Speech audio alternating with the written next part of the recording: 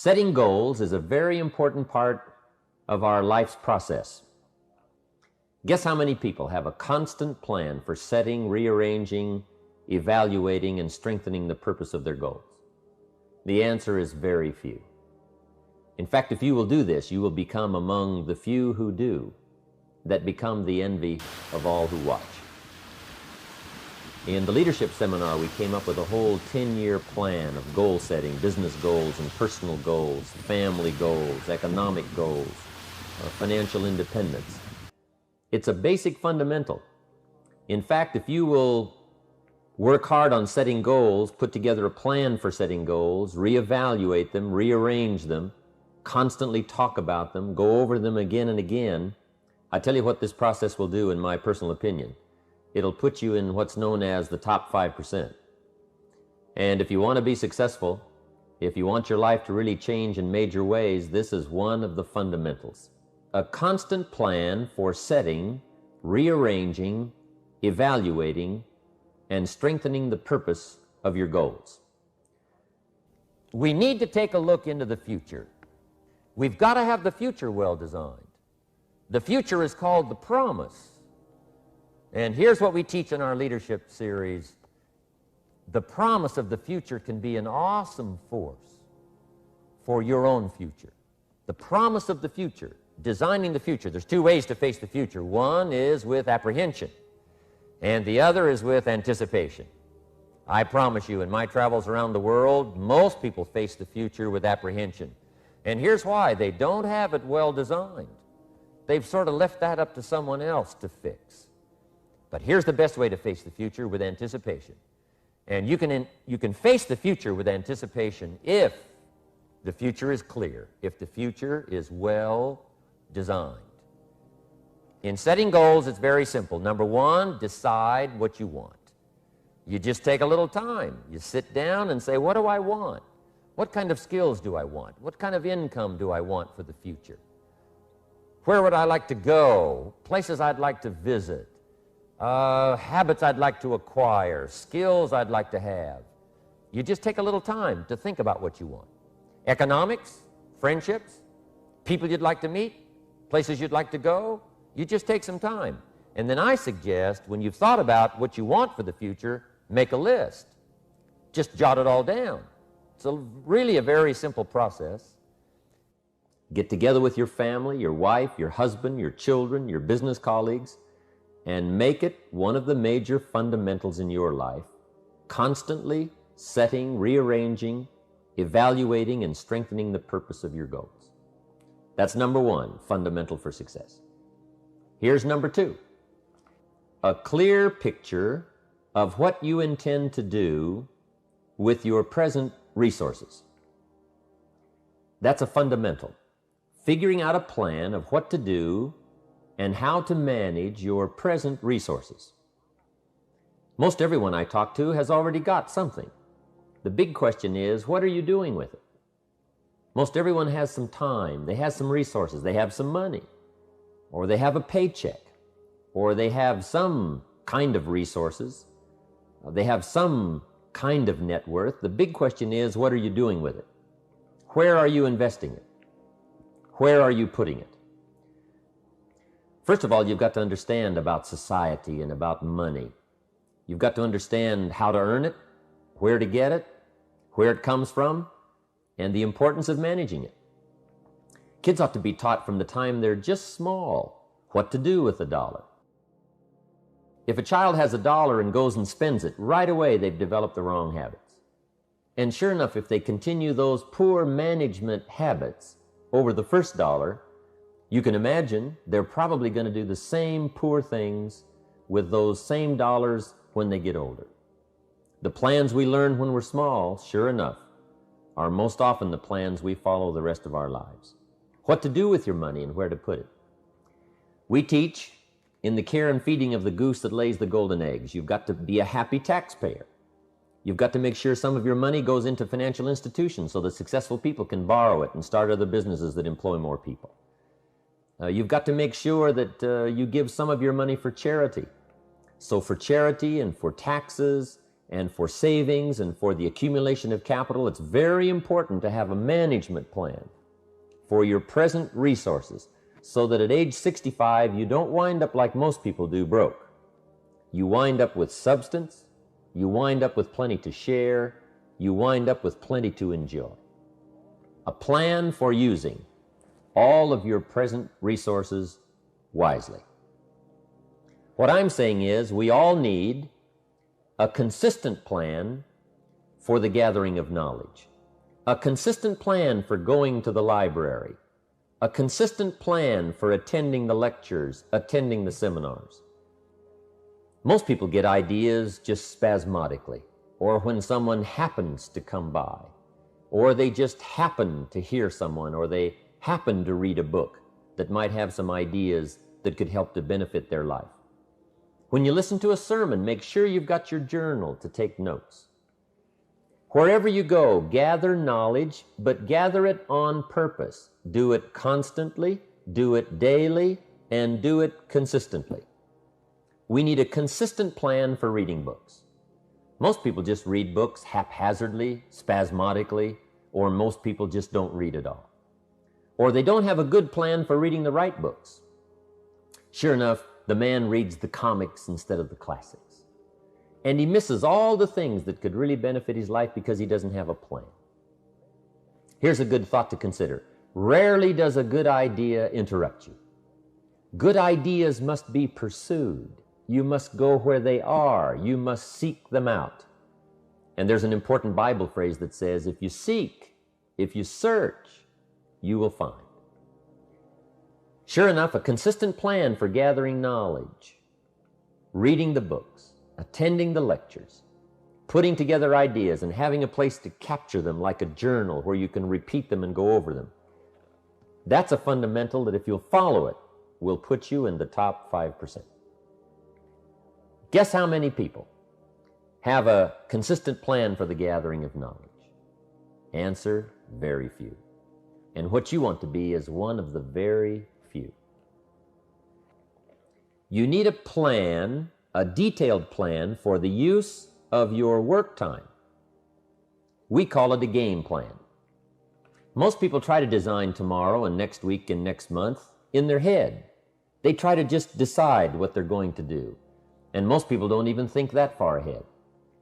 They think, I have to get up in the morning and go to work, and that's about the extent of it.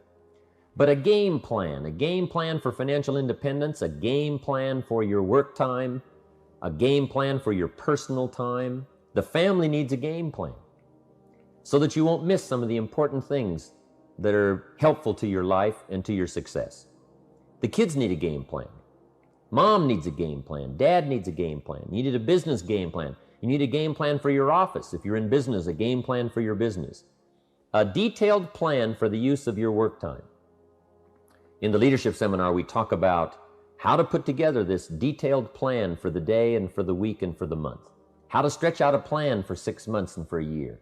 In doing business around the world, we found that you have to detail the plans in great detail. Otherwise, sure enough, you're going to miss something.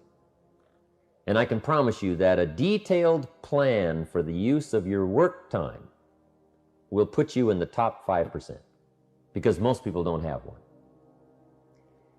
Mr. Schoaf shared with me when I first met him when I was 25 years old. He said, Jim, to do better, you've got to get around the right people. If you have a constant association of people who can better your life and better your lifestyle, you can't believe the progress that you can make. An association of people of common interest in progress, success, ideas, and philosophy. I have a good phrase for you. Never mistake the power of influence. The man says, well, I live here, but it doesn't really bother me. See, that's not true. He says, I'm around these people, but they really don't bother me. See, that's not true. Whoever you're around, whoever you're with, is exerting some kind of influence on your life. And what you must do, and this would be the good year to do it, the first year you've heard about it, is make plans to get around the right people. People who talk positive ideas. People who talk philosophy, the refinement of philosophy. See, just the latest joke won't help. You've got to get around people who read, people who are successful, and people who are growing and changing. Otherwise, your influence is going to be in the opposite direction. And I know most of us, wherever you work, you have to be around some negative influences. But what you must do is counterbalance that by an association of the right people, getting around the right people who can help to change your life for the better. Associating with the right people on a constant, consistent basis. So work on that one. If you will work on an association of the right people who can help you to grow financially, personally, spiritually, socially, sure enough, it'll put you in the top 5%.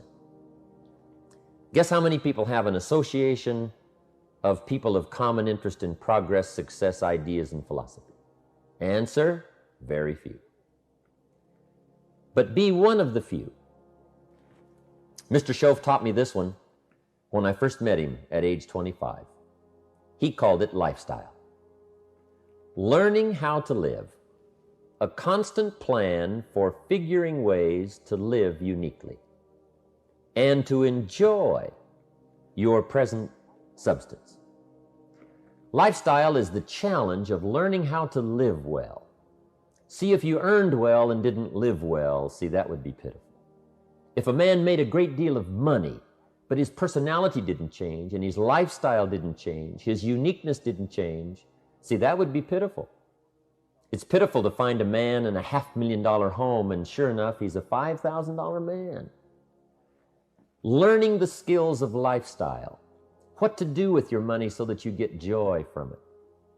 Shove taught me the simplest little things, like tip. He taught me what the word tip meant. I didn't know. I'm from a little farm community. What did I know about tip? He said tip, the word T-I-P, tip, comes from a little phrase called to ensure promptness. And the more I thought about that, then I understood what he meant. If a tip is to ensure promptness, when should you give it? Answer, up front. You don't wait to see whether or not you've gotten good service to decide to tip. You ensure good service. Mr. Shove said to me, sophisticated people make sure they get good service. It's just one of the little things to learn called lifestyle. How to enjoy your family, how to enjoy your money, how to enjoy your time and your substance, how to enjoy your own thoughts, figuring ways to anticipate your family's needs, to do it with joy instead of animosity, to get great delight in the substance you now have. Most people say, if I had more money, I'd be happier. But happiness is something you have to work on besides money, because the money won't make you happy. One of the great things to learn in life is that you can learn a great deal. There's hardly anything you can't learn. If you wished, you could learn several languages. There's so many skills that you can develop that you want to make sure that you've got a timetable and a plan for developing all those skills. Don't settle for less than you can be. See, at the end of your life, you don't want to wake up and discover that you've only lived 1/10 of it. And the person you could have become, you let that slide. The skill you could have developed, you just didn't take the time. There's a great deal of discipline required in developing all of your personal skills, but I can tell you that it's well worth the discipline. Make sure you go to the classes. Make sure you do all that you possibly can to develop every skill you can, from the skill of leadership, the skill of diplomacy, the skill of language, the skill of business. Whatever you can learn, make sure you take the time to learn it. Plan for the development of all your personal skills. Keeping my old list of goals. I'm telling you, this served me so well. Keeping my old list of goals. I look back now 10, 20 years ago at goals I set, lists I made, and I smile now because here's what I thought was so important, 20 years ago. Now some of those things aren't even on my list. I've got a new list. I've grown, I've changed, I've matured. But I give you that advice. Decide what you want. Number 2, write it down. Number 3, keep the old lists. And then here's number 4. When you get something that's on one of these lists, check it off. Part of the fun of having a list is checking it off. And then if you can add some drama to checking it off, see, that's what really helps. I set a goal to go to Spain many, many years ago. And when I finally made my first trip to Spain, I had that journal with me that had that list in it. And while I had my journal on my lap, waiting for the wheels to touch down in Madrid, I waited until the wheels touched the runway, and I checked it off, just adding a little drama. So part of the fun of having a list is checking it off. Now, here's what's important about the list and designing your future. If the future gets clear, the price gets easier. Because you got to remember, for every promise, there's a price to pay. Everybody's got to pay the price. Everybody's got to do the deal. Everybody's got to do the disciplines. Everybody has to pay. But here's what I've discovered. If the promise is clear and powerful, the price is easy to pay. Setting goals is plain hard work. It's work. I know it's work. That's why a lot of people just let it slide. It's work. Many people work hard on their job, but they don't work hard on their future. They just let that slide. And the work involved is making plans. I know most people don't. I understand that. But don't let that be you. Guy says, well, yeah, you work where I work, but the time you struggle home, it's late. You've got to eat a bite of supper, watch a little TV, get to bed. You can't sit up half the night. Plan, plan, plan. And the guy's behind. Good worker, hard worker, sincere. But you've got to be better than sincere, working hard. You've got to be better than a good worker. You've got to be a good planner. Somebody once wisely said, the people who fail to plan are planning to fail. Well said. Put your goals in your journal. Because one of the major people you want to study is yourself. Say, here's the list of goals I put together 3 weeks ago. Here's the list of goals I put together 2 years ago. Here's some of the changes I made, rearranging of my priorities. I scratched these off. I put these on. I've gotten these. Study your accomplishments. Study what your desires are. Put them on paper. Write them down. Here's another reason for writing your goals down. It shows you're serious about doing better. And to do better, you got to get serious. You don't have to be grim, but you must be serious. I used to have the affliction called passive hope. It's an affliction. It's bad. Probably what's even worse than that is happy hope. Now that is really bad. That's bad. Happy hope. So get serious about your goals. Put them on paper. Write them down. There's all kinds. His goals, her goals, their goals. Business goals, financial independence goals, family goals. I mean, there's so many things to work on this that if you don't get busy and work on it, sure enough, the time will pass. And sure enough, 5 years from now, you'll wind up where you don't want to be, wearing what you don't want to wear, driving what you don't want to drive, being what you don't want to be. Now's the time to fix it. And here's one of the important phrases of the evening. Your goals are affecting you, whatever they are. Your goals affect your handshake. Your goals affect your attitude, personality. Your goals affect the way you walk, the way you talk, the way you dress. All day long, we're being affected by our goals. Now, some people have goals, but they have such lousy goals. The effect is bad. I asked a guy one time, what are your goals for this month? The guy said, look, if I could just scrape up enough money to pay these lousy bills.